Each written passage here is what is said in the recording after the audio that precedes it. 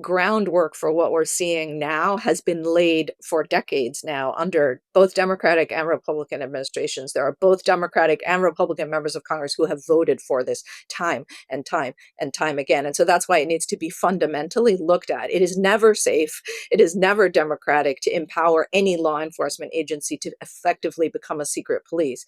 And ICE has been doing that for a very long time.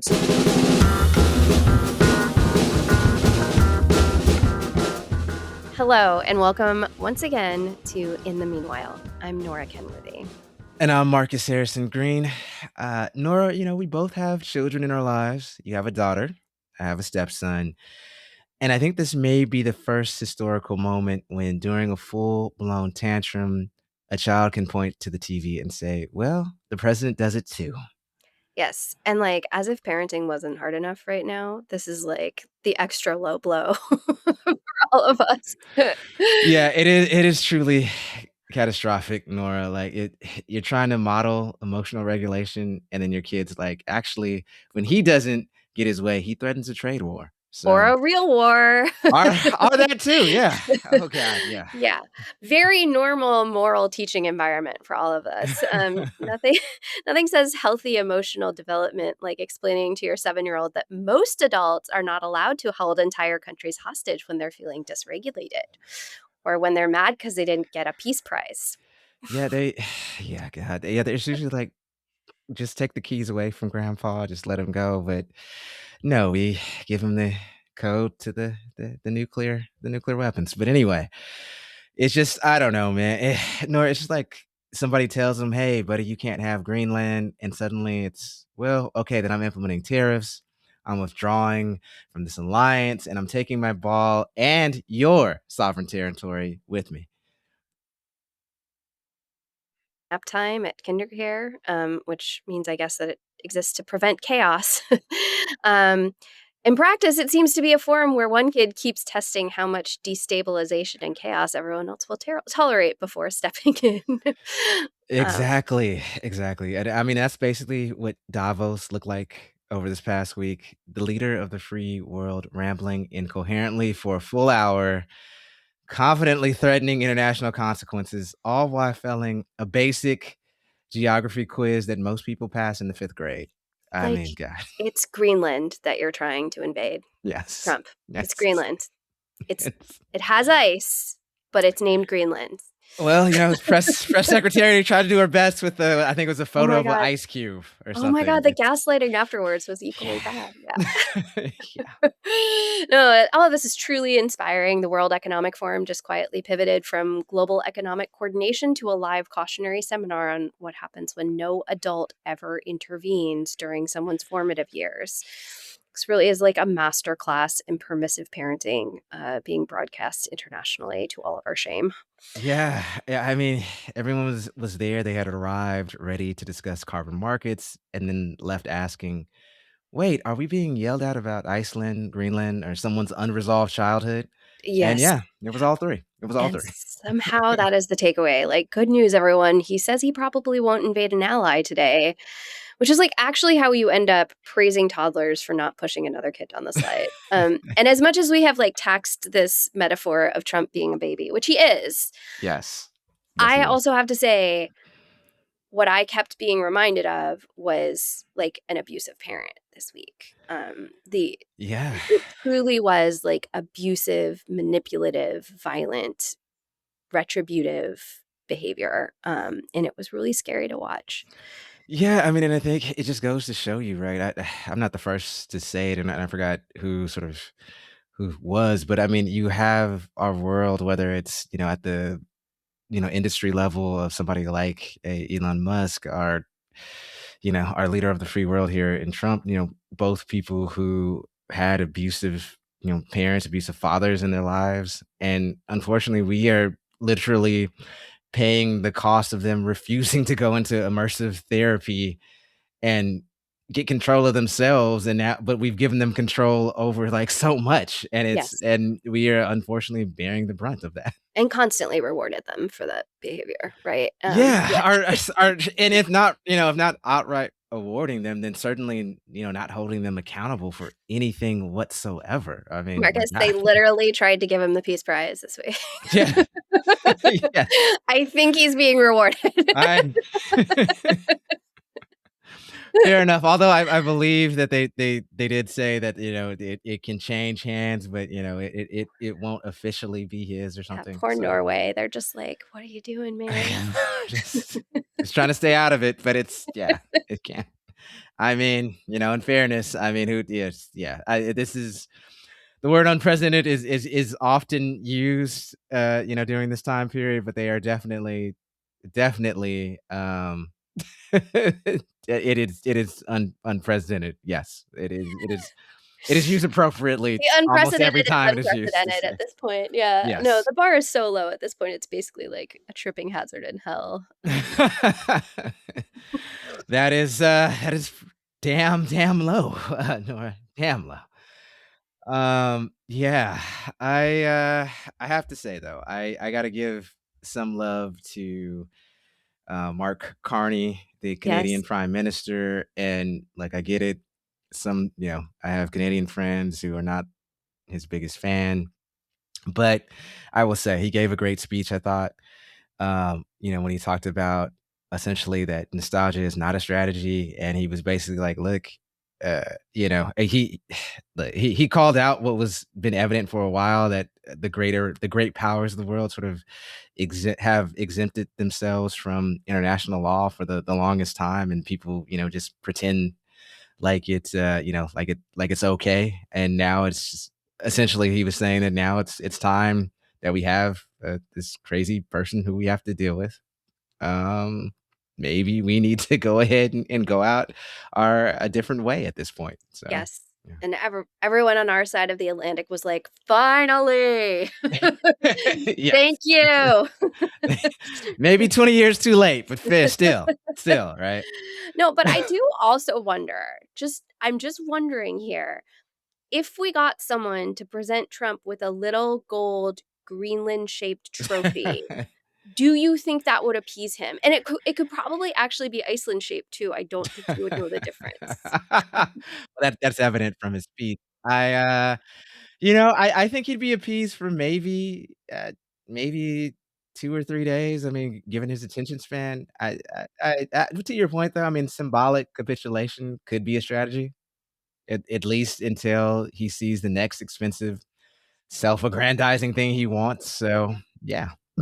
Speaking of that, Trump also proposed this week the world's most expensive Venmo request in the Oh, okay. form of a Yes. board of peace where every permanent seat costs 1 billion with a B dollars payable directly to Donald Trump. Oh my god, yeah, this is just this is wild, Nora, seriously, like, most international diplomacy doesn't come with a buy now button and an unrefundable deposit to Yes. Donald Trump, so, Yes. yeah. Like the UN has problems, but it's never taken the mafia route of like, for a mere $1 billion, you too can be safe from war. Yeah, I mean, also, by the way, the reason that the UN has so many problems a lot of times is that like, countries like the United States keeps, like, vetoing actions and so Yes. forth because it has such outsized power, so, I mean, if maybe that's the reason, I don't but I gotta say, I mean, this Board of Peace, it really is sort of like peace as a timeshare or something, like, you don't own anything, you just pay forever, and occasionally, you get an email update saying, "Big thing is coming, trust the process," Yes. and I mean, this is just obviously a freaking grift on an Yes. international scale with Trump. I mean, it's like he literally is the one. I mean, there's no deliberative body. It's literally just him. It's just Yes. him. And some of his sketchy friends. Yes. Well, And probably yes. Russia, known for its peacemaking. Oh Yes. god. Um, no, but I think, like, the sort of, like, hostage taking and the sort of, like, gaslighting use of terms like peace, it really is the point at this point. We're all being distracted by international grift and tariffs and Greenland versus Iceland, and there's, as we speak, this incredibly important immediate story also unfolding at home one rooted in immigrant detention, civil rights, whether human rights still even apply when the state decides that you're inconvenient or too brown to be on our streets. Yeah, I mean, specifically, if the dear listener, if you couldn't get what Nora was talking about, it is ICE, and I will tell you, I mean, this is just all about what it means when enforcement escalates into a climate of fear. People who are afraid to go to work, afraid to take kids to school, afraid to open the door. It's the moral cost of this is just extremely high, and it is continues to fall on the bodies and the emotions of neighborhoods. I know, like here in Seattle, where I live, there's so many folks who are gripped with anxiety of what's Yeah. going to happen. So Yeah. Yeah. I was just talking to colleagues this week about it, and one of them said, I went into a restaurant in the South End the other day, and I realized I was like the only brown person in there. I was the only person of color in there. And like, I'm now calculating like my risk, and I'm seeing our community members like disappear from public life because of this fear. yeah, I was just saying, in fairness to Seattle, if that was had that been North Seattle, that's Yeah, a yeah, typical day that ends in Y. But yeah, South Seattle, much different. yeah. Fair, touche. Yeah. I mean, we spoke over the last couple of weeks about what's been happening in Minneapolis. Of course, these costs are becoming horrifyingly concrete. Earlier this month, an ICE agent fatally shot Renee Nicole Good, a 37-year-old mother. That killing has sparked protests and demonstrations and calls for investigation and accountability that obviously are not being met by the current actions. No, not at all. And we also want to name what happened to Keith Porter, Yes. who was killed by an off-duty ICE agent in Los Angeles. Um, none of these things that are going on are isolated incidents. None of them are tragic ambiguities. These all of these are happening under a system that keeps handing guns and discretions to institutions that are built on fear and force. Yeah. Yeah, and it feels right now like the drama just keeps coming, and all of us are witnessing it. The Yeah. the sort of rolling horrors of ICE have not paused for any of us to absorb the shock or the mourning. This week, they detained a 5-year-old kid in Minnesota and then used him to knock on doors in his neighborhood, including his own front door, Yeah. essentially using him as bait, and then sent him to a detention center in Texas. This is a preschooler with his little backpack on, just processing, transferred, warehoused under the language of, you know, making America safe again, I guess. Right. I mean, how much of a sort of sociopath, right, do you have to be to even think about that, right? I mean, to To even even think to come up do with that. that idea. I Yeah. know. Um, Yeah, and, and on top of all that, earlier this week, there was reports of a linked internal ICE memo, which asserted what the Associated Press called a sweeping power to forcibly enter people's homes without a judge's warrant. And I gotta say, like, ICE is like a late millennial wine mom, just manifesting the rules it wants out of thin air. It just does not care, like, and then you don't have any authority or any body that is keeping them accountable to anything or calling yeah. them to the carpet for anything, so Yeah, I for one do not want to see what the ICE vision board was for 2026. no, But Jesus, uh, there is no vision other than uh, just pure cruelty, Nora, at this yes, point, yes, so these are not aberrations or mistakes, right? This is ICE operating exactly as it was intended and as it has been directed to act. And we really can't let anyone tell us otherwise. right, I mean, yeah, do not let anyone gaslight you, and there's a lot of that that I've seen going around and a lot that will continue, I assume. Um, I will say there's, at least there are some folks who continue to step up. There are faith leaders that are more than, I think I want to say there's more than 2,000 of them who have called on Congress to investigate what's been going on with ICE. They're describing the patterns of abuse of power and organizing actions, like something they're calling the Day of Truth and Freedom. There are also faith leaders, including a friend of mine who's a Unitarian minister, who are actually, practicing their faith and are now down in Minnesota putting their bodies on the line to protest ICE. Yeah. Yeah, including some from Seattle, as I've heard. So I'm really Yeah. grateful to those folks. On the other hand, you have the Department of Justice announcing that it's investigating protesters who disrupted a church service connected to an ICE official. I I have no words for that news update.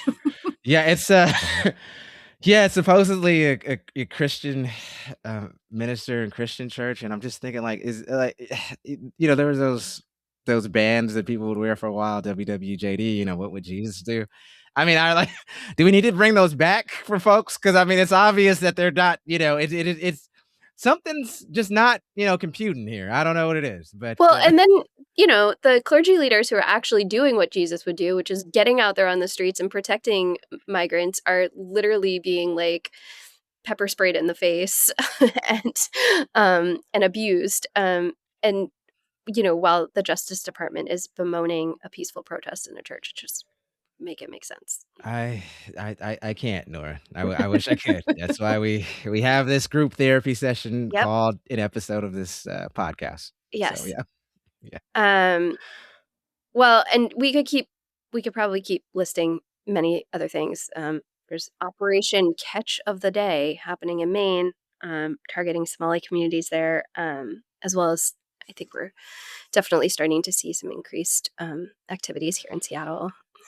yeah. I mean, there was a shelter in place here at 6 schools in Seattle because of a suspected ICE activity that folks thought was going on nearby. It was, it's been unconfirmed, and I think it's still unconfirmed. That being said, you you literally can never be too careful these days. So Yeah, yeah. I literally had to have a conversation with my daughter about ICE because we expect her school to be targeted. And yeah, I sat her down and I was kind of like, "Have you guys been talking about ICE? Do you know, I want you to know that they aren't supposed to come in school grounds and your school has a plan." And she goes, "Oh, yeah, our plan.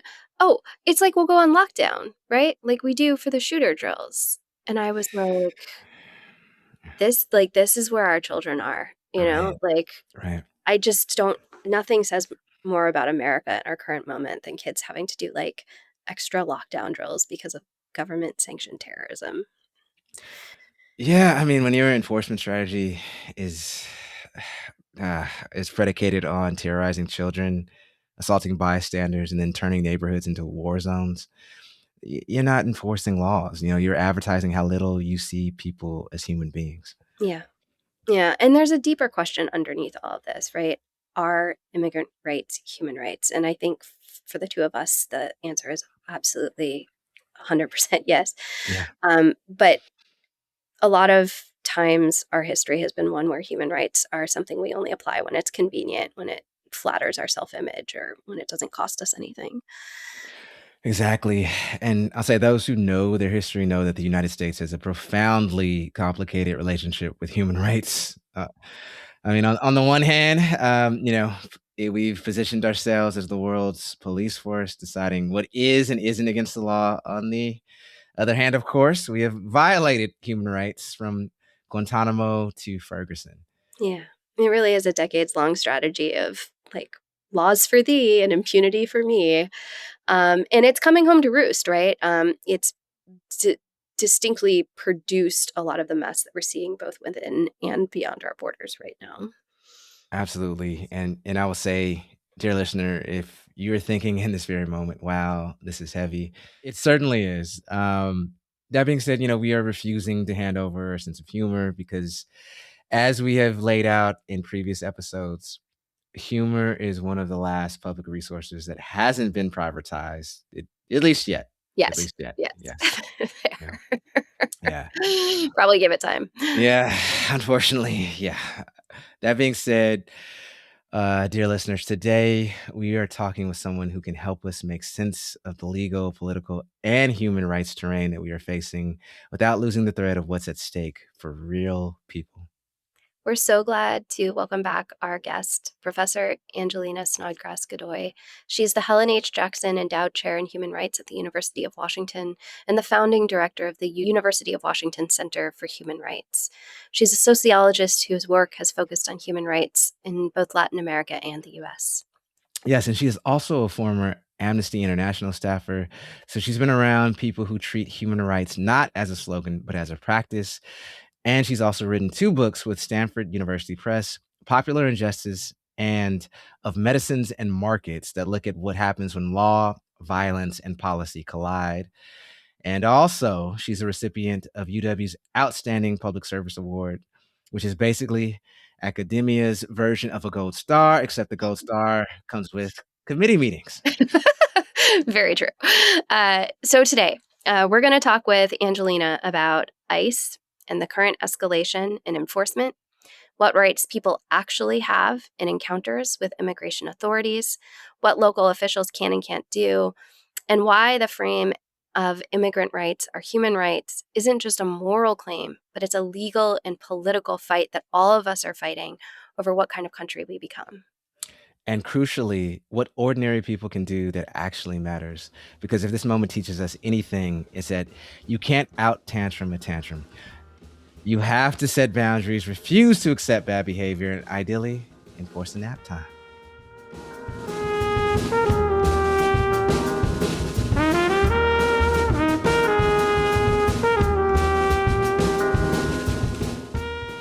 Dr. Godoy, thank you so much for agreeing to speak with us again today.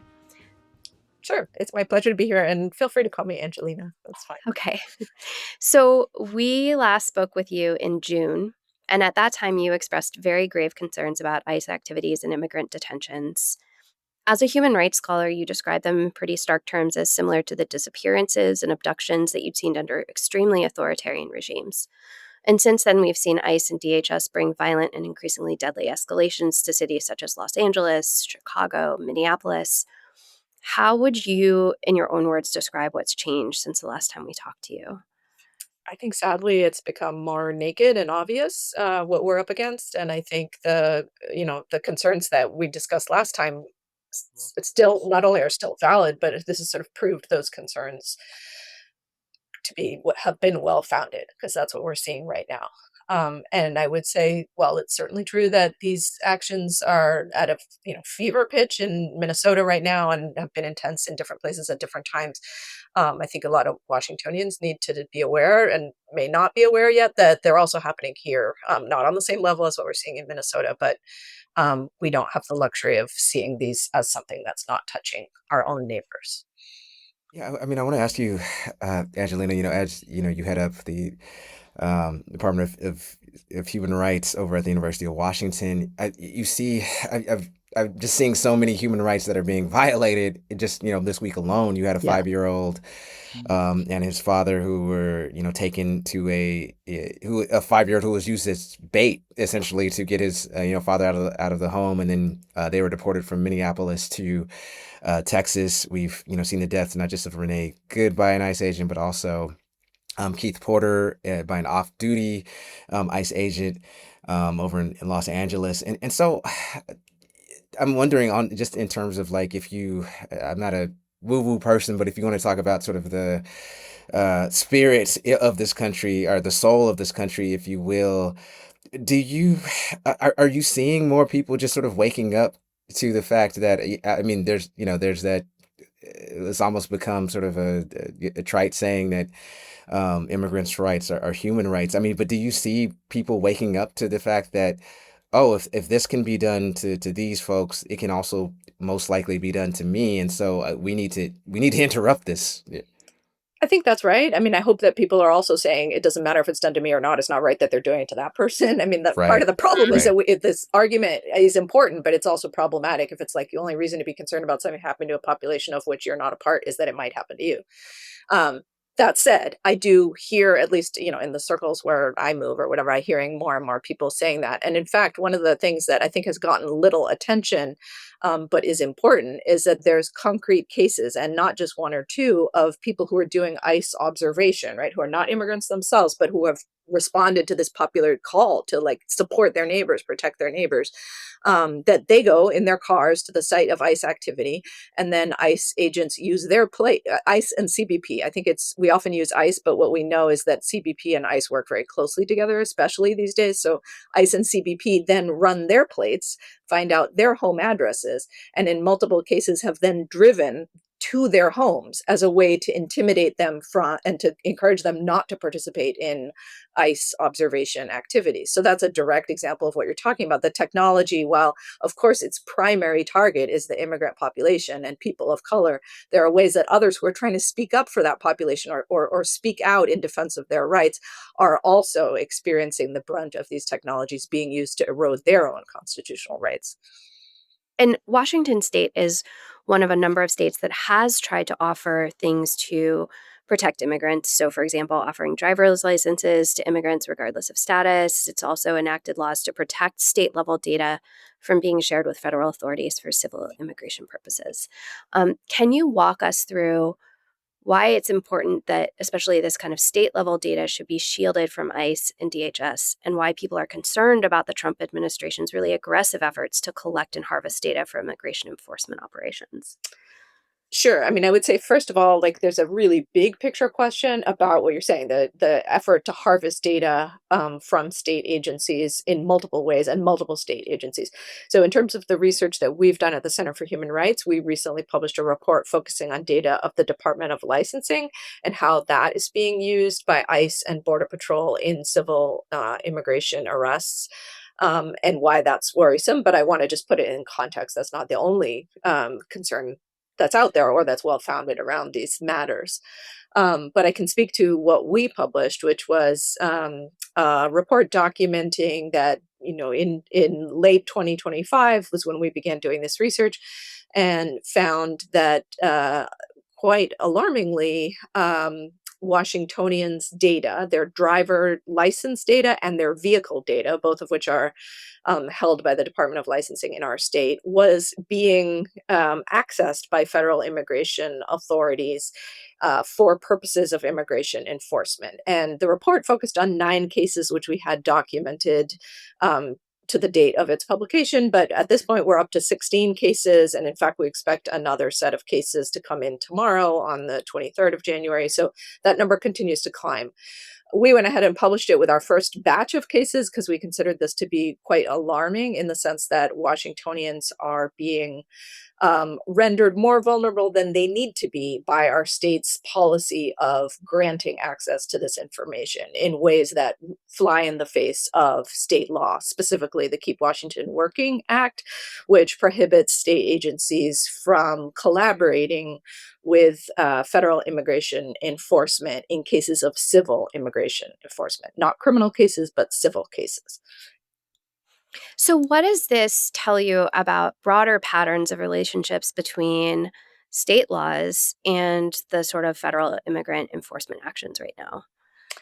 Well, I think it shows that, obviously the source of the concern here is the actions by our federal government, but we need to demand more of our state governments to hold them accountable to promises that they have already made. I think many state governments, and I believe Washington is one of them, are scrambling to figure out ways to keep folks safe. But this is a way that they can do that. It's a vulnerability they have known about, and it's a decision on their part not to have taken action to date. So that's why this is alarming. While there are many, many threats that immigrants are facing in our state, and I believe that our state authorities are doing a good, attempting to do what they can, they need to do better. Right. And it seems like at least states that are claiming to offer this type of protection, right, between state data and federal access to it, that they should at least be able to sort of enforce those boundaries, is kind of what I see the report saying. I would say it's not only claiming, this is state law. So the legislature passed a law saying to the state, this is what you got to do. And in order to comply with the law, the agencies need to design pathways that keep people safe. So when the agencies now say, oh, this is very complex, well, yeah, but the law was passed in 2019. So it's on you to figure out a way to enforce the law, or Right. rather to comply with the law. Right. Yeah, so Angelina, I'm wondering, like, how in the world do we hold our state officials accountable for for complying with the law? I mean, it seems at times it's so willy-nilly, I mean, for lack of a better term. Yeah, I mean, I think in this context about data from the Department of Licensing, a lot of us have a feeling that it's like whack-a-mole because there's been sort of one scandal after another, and each scandal that's brought forward, then they say, "Oh, we've cleaned this up," and then there's 6 months later or a few years later, there's another scandal. So that definitely erodes at least my confidence in that particular agency's words when they say we're working on this, we're cleaning this up. But in terms of how we hold them accountable, it's participation by the people is the only thing that's ever made democracies work. This is a law we have on the books. If it matters to us that it be enforced, it's on all of us to tell our leaders this isn't good enough. One of the more interesting parallels that I think I've seen you draw is between this issue that you're covering in the report and Washington's shield law protecting people seeking reproductive and gender affirming care. Can you elaborate on why you see these issues as connected and what kinds of broader threats what you're documenting here in this report might present to people in the state of Washington? Sure. So I think that there's a lot of concerns about surveillance technology and how they can be used across state lines or by entities that don't share Washingtonian values and the support for human rights that Washington has enacted in law. So that could be protecting immigrant rights. It could be also protecting access to reproductive rights and gender affirming healthcare. Those are all really important things that Washington has laws on the books supposedly to protect. We've done research on some surveillance technologies, in particular the use of automated license plate readers, and raised concerns about how out of state entities, including federal entities, but also including law enforcement in other states that have criminalized, for example, abortion or gender affirming care, could tap into networks of surveillance in our state as a way to impede those rights that our state has decided to protect in law. That's certainly very worrisome. However, what this particular research that we've released just more recently is focusing on the use of license plate data, and we don't have any evidence yet of that type of action being used to crack down on gender affirming care or access to reproductive health care. Although certainly, any time that the state has enshrined laws to protect certain rights and is not taking the actions that are legally available to it to uphold that commitment, it should be a concern for all Washingtonians. Yeah, so Angeline, I want to ask you this: with the Trump administration reportedly building what the Electronic Frontier Foundation has called one of the largest, most comprehensive domestic surveillance machines in human history, uh, how do you feel that Washington's driver data, how does that fit into that broader infrastructure? Yeah, that's a really good question. So that it's becomes overwhelming for me, and I'm sure for others, when you just hear about all of these, facial recognition technology and monitoring us through our phones and all of these things, which we do know are happening. Those are real threats. Part of the reason we decided to focus this particular research project on the Department of Licensing data is because in many ways we see, at least in the area of immigrant rights right now, that's an upstream problem to the downstream problem of all of this surveillance technology being used to track us. And let me explain what I mean by that. When I say it's upstream, basically what's happening is that federal immigration agents are going into certain areas of our state and other states, right? Areas that they define as target rich areas. And I'll leave it to your listeners to imagine what target rich might mean in other terms. So they go to those areas and they simply run the license plates of people that they see or of vehicles that they see and that strike their interest, that look to them suspicious. And they run those plates at random. They've testified, federal agents have testified in court that that's what they do. And once they do that, they run the plate, they find out the name of the registered owner of the vehicle, the address of that person, they can get that person's photo. And that is the critical link that links the vehicle they have in front of them to a specific person, and then they can find out that person's immigration status. And we can certainly understand that once they have that information, they can tap into all of these broader surveillance networks, the facial recognition, the automated license plate readers, all of those scanning tools that are out there, and there are many. And that's worrisome. And we should be concerned about all of those tools. But tackling the problem upstream is also something we can do in the short term by saying we don't want our state to be handing out that information that empowers that its subsequent use in all of these broader networks. We need to tackle the other networks too, but on the more basic level, we need to make sure that federal agents can't just troll through our communities, see people of color, run their plates, and find out who they are, and then tap into this like vast and unchecked network of surveillance. So that's why I say it's an upstream problem. Downstream, there may be lots of other surveillance technologies that are also problematic, but what makes those useful to federal immigration enforcement is knowing the name of the driver they see at the wheel. Mm. Yeah, that makes a lot of sense. I do want to ask a little bit about some of these efforts we're seeing here in Washington state to also tackle some of the downstream. Yeah. Um, so I think Washington Senate Bill 6002 would set rules for automated license plate readers, including banning their use for civil immigration enforcement. I think we also recently saw the city of Auburn revoke access for any agency using flock data for immigration purposes. Are these local and legislative efforts complementary? Are they sufficient? Or do we really actually need more federal action to protect some of these more downstream sources of data from being co opted into immigration enforcement? I think we need action at both the federal, local, and state level. It's a complex enough problem that there is not one single approach to it, and it's urgent enough that we can't wait for it to be solved at the federal level, particularly looking at the total inaction of Congress on so many fronts these days. And of course, we also had news that came out just yesterday, this internal ICE memo about forcibly entering people's homes without judicial warrants. Is there anything you want to say about that? It feels like the ground is shifting so quickly. I mean, we were already in a bad place in terms of like how our immigration policies actually align with human rights, but now it seems like, the mask is off. And Yeah.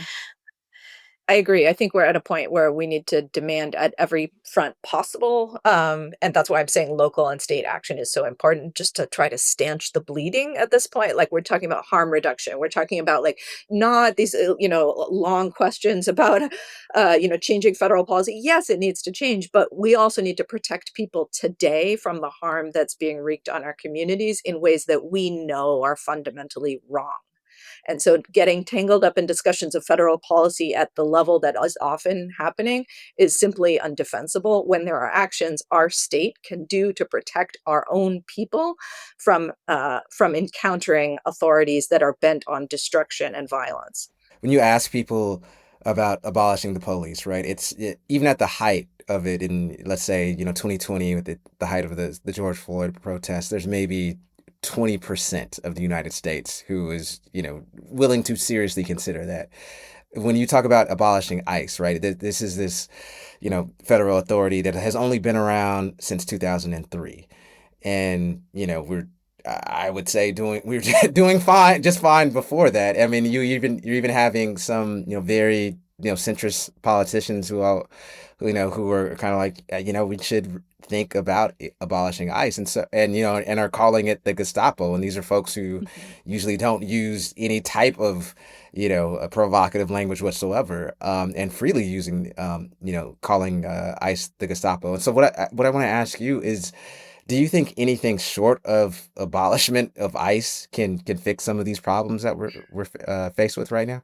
I mean, I think there needs to be a fundamental uprooting of these structures, which include ICE, that have been so deeply harmful. And I think there also needs to be a recognition, though, that the groundwork for what we're seeing now has been laid for decades now under both Democratic and Republican administrations. There are both Democratic and Republican members of Congress who have voted for this time and time and time again. And so that's why it needs to be fundamentally looked at. It is never safe. It is never democratic to empower any law enforcement agency to effectively become a secret police. And ICE has been doing that for a very long time. So this is not new. It's new at the level of overt, public, and intentional violence being transmitted to us on our screens. And it's new at the level of our federal authorities glorifying that violence and embracing white nationalism. Yeah, that's different. But for a long time, like you're saying earlier, the mask is off. For a long time, the actions of ICE have been rooted in this notion that they did not require any meaningful oversight, that immigrants were suspect fundamentally just because of their character as immigrants, and that immigration itself should be criminalized. And both parties have engaged in that kind of action. So I think it's really important to have a serious reckoning with how we got here before we can think of our way out. Hmm. I want to ask a little bit more specifically about what everyday people can do. Not just in terms of confronting ICE in their neighborhoods, but also more specifically about what people can do about this like sort of vast technological data architecture that is like sucking up personal data from our streets. I think, we're hearing now about technologies that collect data from all of the phones within a specific neighborhood or area. It's long been known that police and ICE use data from Amazon's Ring doorbell systems. I'm seeing a lot more calls to get rid of Ring doorbells. Um, what are some of the actions that you think everyday people, like listeners to this show, could take right now to help prevent this sensitive data from getting into the hands of ICE and DHS? Well, I mean, there's certainly actions individuals can take, and I wouldn't be the best person to ask about that. Maybe the Electronic Frontier Foundation, others would be the most apt in terms of recommending specific actions individuals can take. But I think what's really important is that individuals can't opt out of surveillance when it's happening on this scale. We can take minor actions, perhaps, but that's never going to be enough.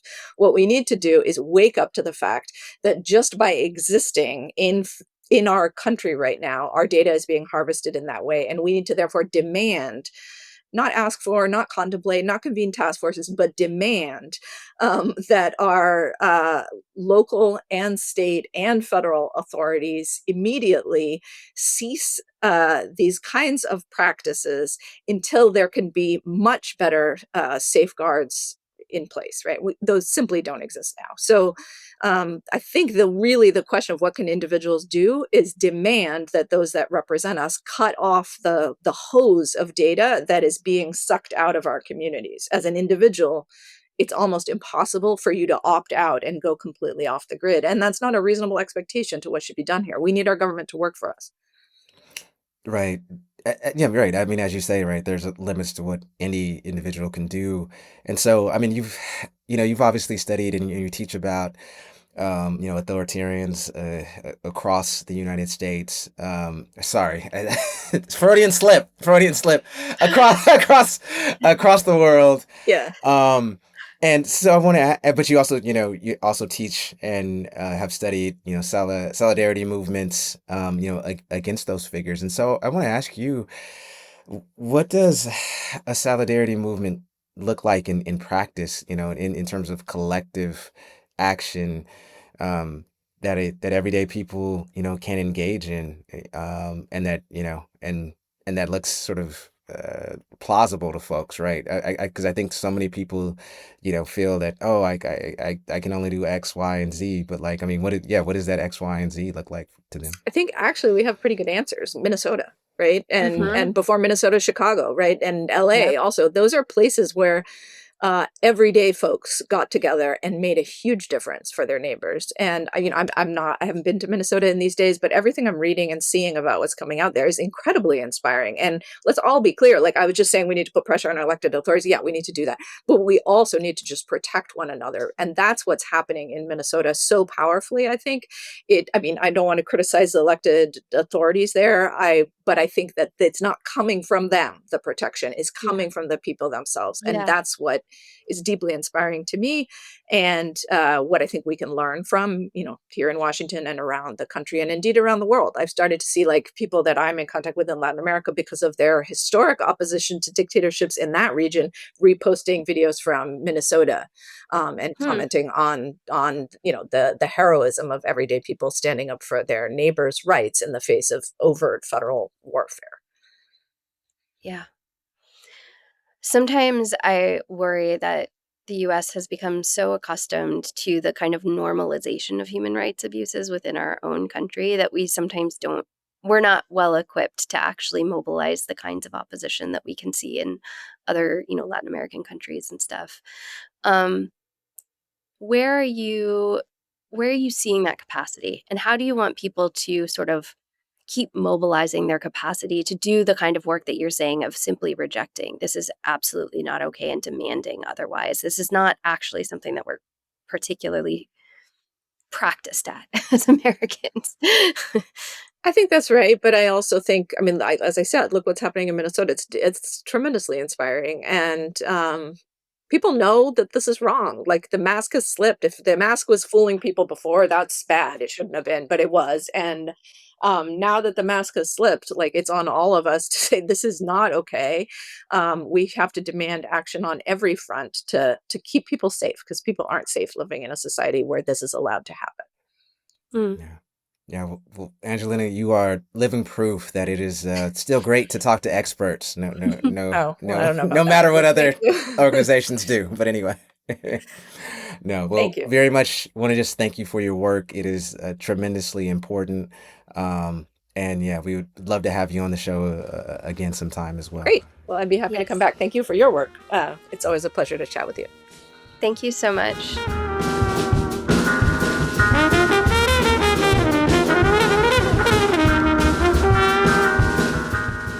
Well, Nora, that is the second time we had Angelina on, and I will say it's like she just always provides insight and just such uh just such a clear focus, right, on the things that are important and what matters.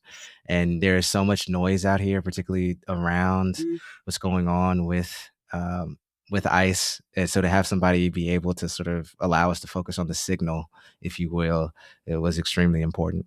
Yes. Yeah. And I think she offers us a really important reminder about the importance of holding elected officials to human rights standards Absolutely. for immigrants, regardless of whether they're Democrats or Republicans.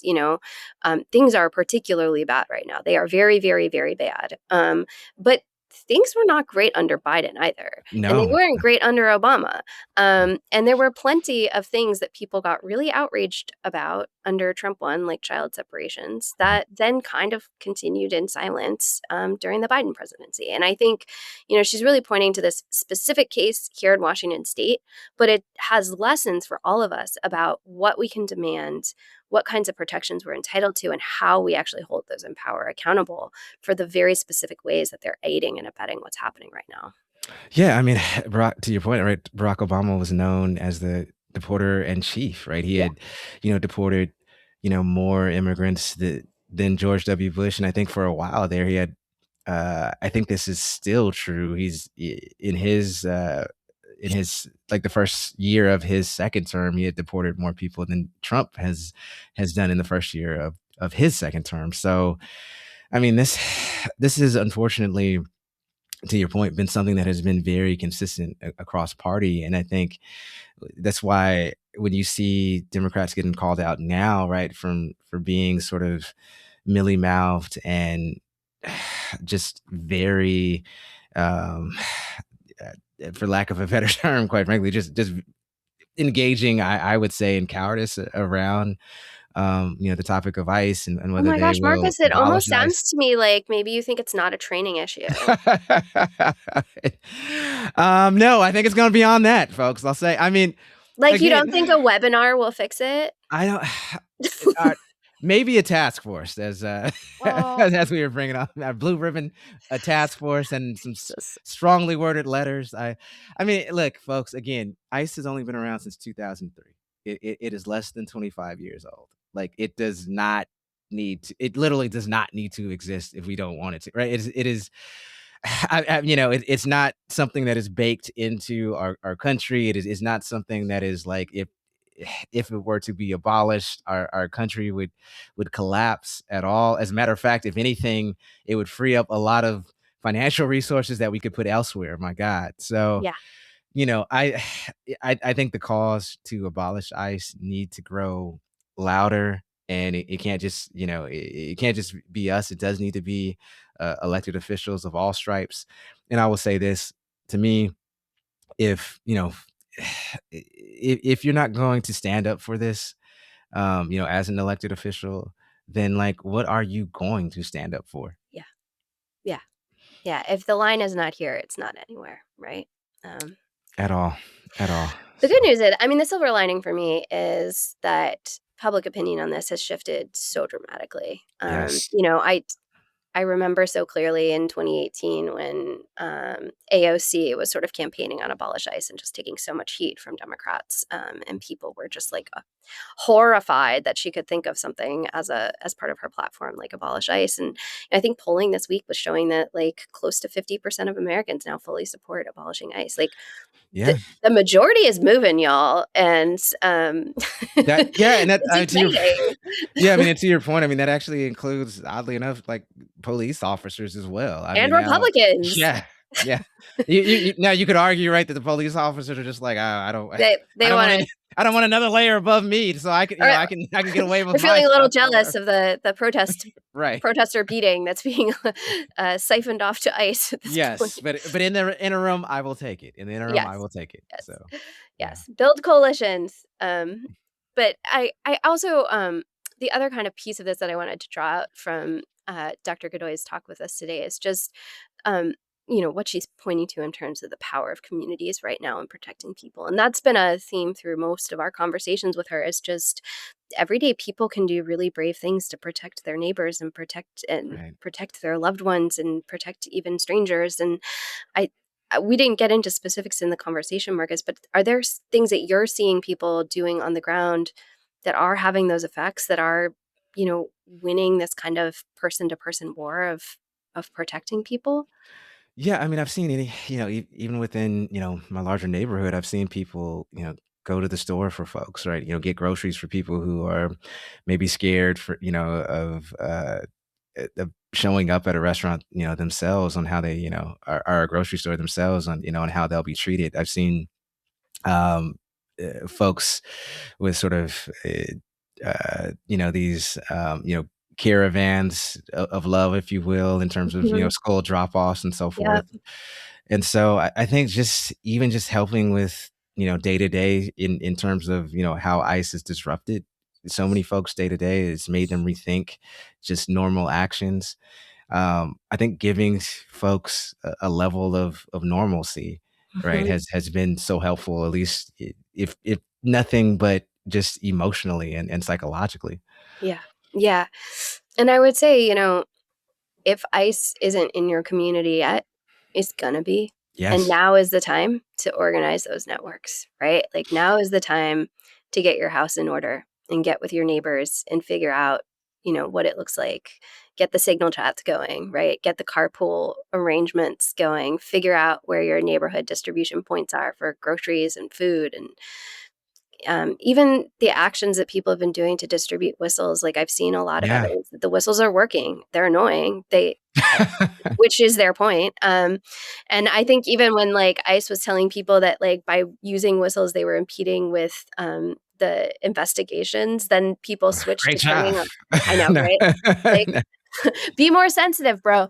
Um, but then people switched to turning on their car alarms Right. remotely, and I was like, I love the creativity of And just the levels of non-compliance, right? And to yes, yeah, and to your point about that the whistles are God, I forgot where I was reading it, but there was a local story here, in Washington where, I think it was elementary school kids, they maybe it was with the 3D printer or something, but whatever it was, they ended up creating their own whistles to then, give out to yes. folks. And so I think this just The 3D continues. printer at my house has been like on fire recently. Yeah, I'm sure. Like I'm sure. I but I think this time period, right? I think people need to start asking themselves, like, how do they want to remember themselves in this time, right? Because there yeah. is no, I think it's been debunked now, right? The great man theory of history. Are no there are no like sort of great men. There are people who are acting bravely, throughout absurdity, throughout, times of tyranny, throughout times of authoritarianism, and collectively doing so. And so, will you be a part of that legacy, right? Will you be a part of that collective legacy, or will you not? And everybody needs to answer and ask, I should say, and answer that question for themselves. Yeah. Yeah. Well, with that being said, Nora, shall we delve into our 8 ounces of joy Let's for do this it. week. You want to go first? Yeah. Okay. So mine's pretty, I guess, pretty cut and dry here. Earlier this week, the Oscar nominations were announced, and I was very pleased and a little surprised, honestly, but pleasantly so, to see the film Sinners get the most nominations. And not only did it get the most nominations, but it broke a record for nominations. It was given 16 nominations, and I guess that beat the record by two. Yes. The previous record holder had 14. And I will say this, like, I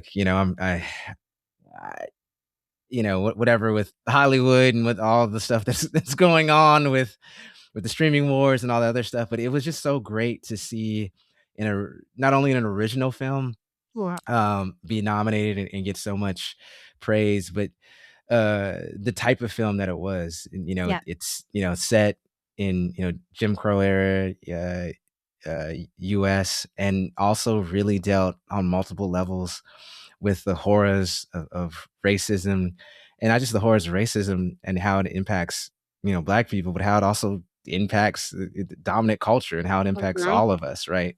And the multiple layers of horror that racism induces. And so for me, it was just great to see, the film, get so much recognition, but also an original story with in this day and age A when there's remake. that is a remake, or it's an IP of an IP Yeah. of an IP. Oh my God. So, shout out to Ryan Coogler, the director of Yeah. the God, film. he's so brilliant. And he's extremely brilliant. And if you haven't checked out Sinners, check it out. If you don't like scary movies, it's not super scary, but if you just want to check out another one of Ryan Coogler's films, Fruitvale Station is excellent as well. And that was his debut film. And that's when I first, caught notice of him, and he's made nothing but mostly great films since then. So Marcus, I love that every time we talk, you're adding to my playlist of great things. anytime, my friend. Yeah. Well, I think mine is, I don't know. I know from our side conversations off the podcast, Marcus, that both of you have been having a really tough week, both personally and politically. Um, but one of the practices that I think I've gotten better at over the past few years, in which I really dug deep on this week, is just still forcing myself to notice small, tiny things that Mm, bring me joy or gratitude or a sense of peace when everything feels so chaotically on fire. And so I don't have one big thing this week. In a week like this, I think the only thing that keeps me engaged in that practice is this like stubborn, angry little voice in my head that is like, you will not take away my joy or my ability to see beautiful things. They don't get that to take that yes. away from me, you know? Um, so it wasn't one big thing this week. It was like a bunch of really small, tiny moments, tiny, tiny moments of joy. The sun has been out all week, which for us Yes. in January, I mean, it's been like 2 months since we've seen the sun. The the I've had these beautiful fractals of ice forming on my car windshield in the Mm, mornings. I had a really good walk on an empty beach, and I found some cool rocks.